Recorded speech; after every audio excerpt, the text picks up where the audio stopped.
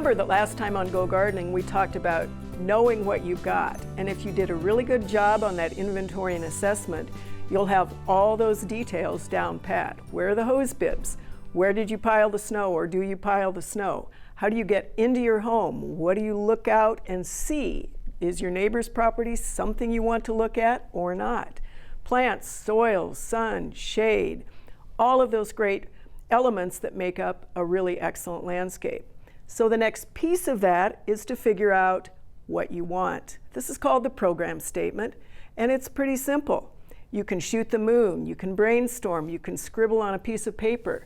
You can be very, very deliberate in your program statement and categorize it not by what you want in terms of objects, but what is the experience you want to have in your landscape. Do you want to relax? Do you want to garden? Do you want to entertain? How many people do you want to entertain? Do you want to have your dogs and your cats and your kids and all of the wildlife have a feast in your backyard? This is your property. This should be what you want and what you need. And again, we will then distill that down in the design process so that it's practical. You have to always begin also thinking about how are you going to manage this. So you can start big and then think what is realistic about what you are willing to do and what you're excited about doing in your own landscape. So the program statement also can be developed visually. Since this is a visual art, we explore our landscapes in many different ways. Go ahead and pluck off images that you find on Pinterest, in magazines if you still use real magazines, photographs you've taken of elements that you really like, whether it's a big, broad, beautiful landscape, or it's the detail of something like fountains or pavements or specific plant material. Then you take the list, so you've got a list of what you really think you have in mind. You've got photographs, you've got multiple photographs, and it might be many iterations of the same thing. It might be a fountain in a fire pit and an outdoor kitchen. It might be another fountain in a fire pit and an outdoor kitchen.